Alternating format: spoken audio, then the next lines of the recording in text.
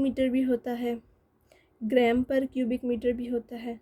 ठीक है, ये हमारे पास मास और वॉल्यूम के यूनिट भी इसी तरह डिफरेंट डिफरेंट हैं। जैसे मास का किलोग्राम होता है, अगर वॉल्यूम का क्यूबिक मीटर होता है, क्यूबिक डेसीमीटर होता है, क्यूबिक सेंटीमीटर होता है। इसी तरह फिर जो डेंसिटी के यूनिट्स आएंगे वो भी यही आएंगे, किलोग्राम पर क्यूबिक मीटर, किलोग्राम पर क्यूबिक डेसीमीटर, ग्राम पर क्यूबिक सेंटीमीटर। ठीक है बच्चे, यहाँ तक बात मेरी समझ आ गई। आप क्या कह सकते हैं कि आप इस इक्वेशन को ना इस सारी चीज़ से याद रख सकते हैं। कैसे? देखिए, अगर आप इक्वेशन को दोहराएंगे, density is equal to mass over volume, या अगर उसको मैं दूसरी लैंग्वेज में पढ़ूँ, density the ratio of mass to volume for a substance. ठीक है, इनका आपस में ये रिलेशन है। अगर इससे आपको थोड़ा मुश्किल होता है तो आप इनके सिंबल से याद रख रहे हैं, ये वाला यहाँ से। ठीक है, ये क्या होगा, डेंसिटी मास ओवर वॉल्यूम। ठीक है, और अगर इसको आप यूनिट से भी याद रख सकते हैं। ठीक है, केजी पर मीटर क्यूब, केजी पर मीटर क्यूब। ये बच्चे आपके पास एमसीक्यूज़ में आ सकता है, तो इसको आपने याद रखना है। अब मैं आपको बताती हूँ कि हमारे पास जो डेंसिटी की वैल्यूज़ क्या हैं। ठीक है, डेंसिटी की वैल्यू क्या क्या है ये डिस्कस करते हैं। ये देखिए बच्चे, मैंने आपको वैसे पीछे बताया भी था कि डेंसिटी के हमारे पास कुछ वैल्यूज़ हैं, जैसे कि गैसेस हैं। अगर अब एयर की जो हमारे पास डेंसिटी है बच्चे, एयर की वो है हमारे पास 1.29। ठीक है, ये एक गैस फॉर्म है। इसी तरह हमारे पास एक हाइड्रोजन होती है। ठीक है, इसकी हमारे पास जो डेंसिटी है वो है 0.09। ठीक है, अब तो सुनो, जो गैसेस होती हैं उनके हमारे इसी तरह लेके चलती हैं। अब लिक्विड है, लिक्विड में जो हमारे पास सबसे ज़्यादा पूछे जाने वाली चीज़ होती है वो वाटर होती है, कि वाटर की डेंसिटी कितनी है। और ये काफ़ी दफ़ा एमसीक्यूज़ में पूछ भी लेते हैं। तो हमारे पास जो वाटर की डेंसिटी है वो बच्चे है 1000। ये अपने याद रखनी है, 1000 kg मीटर पर क्यूब। ठीक है, ये आपने याद रखना है। इस तरह सॉलिड चीज़ में ice, wood, polythene, glass, steel, lead, silver, gold, ये सारी हमारे पास डेंसिटी की वैल्यूज़ हैं।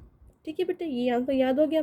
अब मैं आपको सिंपल से 2-3 पॉइंट्स बता देती हूँ कि गैस की जो डेंसिटीज़ होती हैं वो सॉलिड और लिक्विड से बहुत ज़्यादा कम होती हैं। जैसे कि मैंने पीछे आपको बताया, क्योंकि गैस के जो मॉलिक्यूल्स होते हैं वो बहुत दूर दूर होते हैं, और जब उनके मॉलिक्यूल्स दूर होते हैं तो उनका मैस भी कम होता है, क्योंकि वो जगह कम घेर रहे होते हैं, तो उनका मैस भी कम होता है। और जब उसका मैस कम होगा तो उसकी डेंसिटी भी कम होगी। इसलिए हम कहते हैं कि गैसेस की जो डेंसिटी होती है वो सॉलिड और लिक्विड से बहुत ज़्यादा कम होती है। ठीक है, अब मुझे एक सिंपल सी बात बताएं। ठीक है, एक मिनट, कि जो हमारे पास आइस है वो पानी के ऊपर तैरती क्यों है? या जो हमारे पास ये आइसबर्ग्स होते हैं ये समंदर के ऊपर क्यों तैर रहे होते हैं, डूबते क्यों नहीं है?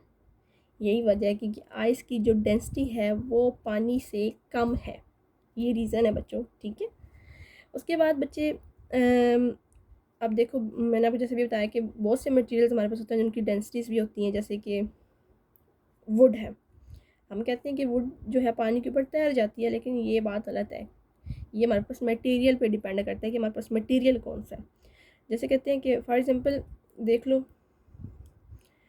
वुड जो होती है वो लेस डेंस होती है और वो पानी के ऊपर तैरना शुरू कर देती है। लेकिन एक वुड की एक और मिसाल टाइप भी है, या वो एक और मटेरियल की लकड़ी भी होती है जिसको हम मैगानी कहते हैं, और वो बहुत ज़्यादा डेंस होती है और सिंक कर जाती है।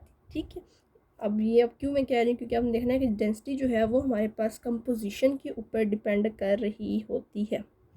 एक और देखें, गोल्ड जो होता है, ठीक है, गोल्ड वो डेंस होता है सिल्वर की निस्बत, क्योंकि गोल्ड हमारे पास एक सॉफ्ट मेटल है बच्चे। ठीक है, तो ज्वेलर्स जो हमारे पास होते हैं जब भी उन्होंने किसी चीज़ को हार्ड करना होता है तो वो उसमें सिल्वर ऐड कर देते हैं। तो इससे हमारे पास जो क्या होती है, उसकी जो मिकदार होती है वो बढ़ जाती है। फिर हम उसकी डेंसिटी से उसको ईजिली जज कर सकते हैं। ठीक है बच्चे, अब हम आते हैं कि हम अपनी डेंसिटीज़ को कैलकुलेट कैसे कर सकते हैं। ये अगर तो आपको मैस और वॉल्यूम पता है तो आप उसकी डेंसिटी को कैलकुलेट कर सकते हैं। लेकिन अगर आपको मैस और वॉल्यूम नहीं पता तो डेंसिटी थोड़ा मालूम करना मुश्किल होता है। उसके लिए पहले आपको मैस कैलकुलेट करना पड़ेगा, फाइंड करना पड़ेगा, फिर उसकी वॉल्यूम आपको फाइंड करनी पड़ेगी। ठीक है बच्चे, जैसे कि मैं एक सिंपल सी एक मिसाल लेती हूँ। ठीक है, कि मेरे पास एक इथेनॉल है। ठीक है, उसका जो वॉल्यूम है वो है 240 सेंटीमीटर क्यूब। ठीक है, ये मेरे पास क्या है, इसका वॉल्यूम है। ठीक है। अब उसी इथेनॉल का जो मेरे पास मास है वो है 190 ग्राम। हमने क्या फाइंड करनी है, इसकी डेंसिटी फाइंड करनी है। क्या फाइंड करनी है, इसकी डेंसिटी फाइंड करनी है। तो बच्चे जी देखो, फार्मूला आपके सामने होता है, जैसे मैंने बताया था आपको, D is equal to mv।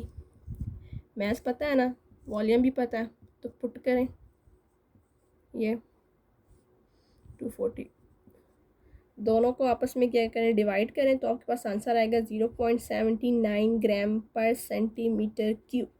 ठीक है, मैंने यहाँ पे ग्राम क्यों लगाया, क्योंकि मेरे पास जो मैस है वो ग्राम में है। ठीक है, और वॉल्यूम जो है वो सेंटीमीटर क्यूब में। तो दोनों को जब डिवाइड करेंगे तो हमारे पास आंसर आएगा 0.79 ग्राम पर सेंटीमीटर क्यूब। ठीक है बच्चे, तो ये कुछ चीज़ें आपने याद रखनी है मेरा बच्चा। हाँ, एक और बात मैं आपको बता दूँ कि मैथ्स अगर आपके पास नहीं है और वॉल्यूम भी नहीं है तो आप उसको फाइंड कैसे कर सकते हो। वॉल्यूम को आप मेजरमेंट के थ्रू फाइंड कर सकते हो और मैथ्स को बैलेंस के थ्रू फाइंड कर सकते हो। आपको कि ये कैसे भला, ये ऐसे भला कि आप सपोज कर लें कि आपके पास एक बैलेंस है। ठीक है, कैसा होता है दिखाती हूँ। आप सपोज कर लें कि आपके पास एक बैलेंस है, कुछ मैं ऐसी बना देती हूँ। ठीक है, ये वाला, इसके ऊपर नंबर वगैरह होंगे। ठीक है, इसके ऊपर मैं कोई ये ट्यूब वगैरह रख देती हूँ। ठीक है, अब इसका पहले तो मैंने क्या करना है, वॉल्यूम फाइंड करना है। तो मैं इसमें एक लिक्विड डाल दूँगी। ठीक है, तो वो मैं कहती हूँ यहाँ तक आ गया। तो यहाँ तक इसके ऊपर जो स्केल होंगे ना, उस स्केल से मैं अंदाज़ा लगा लूँगी जी इसका जो वॉल्यूम है वो इतना है। ठीक है, और इसका जो मैस है वो कैसे फाइंड करेंगे, वो जब इसके ऊपर आप ये रख देंगे ना तो इन नंबर्स में चेंज आ जाएगा। यहाँ से आपको पता चल जाएगा कि 190 ग्राम है या 100 ग्राम है, कितना ग्राम है। तो इस तरह आप मैस और वॉल्यूम एक चीज़ से दोनों से मेजर कर सकते हैं। ठीक है बच्चे, यहाँ तक समझ आ गया। अब मैंने आपको क्या क्या बताया कि डेंसिटी होती क्या है, उसका यूनिट क्या है, उसको कैलकुलेट कैसे कर सकते हैं। तो ईजी से मुझे आप बता दें कि जो एक फोम होती है, एक ईंट होती है, इनमें फ़र्क तो पता चल गया होगा कि ये फोम पानी के ऊपर तैरती क्यों है और ईंट पानी में डूब क्यों जाती है, ऐसा क्यों है, फिर पता है? इसका अंदाज़ा आप लोग मुझे करके बताना। ठीक है, क्योंकि डेंसिटी और मैस और वॉल्यूम के बारे में मैंने आपको इससे बता तो दी है।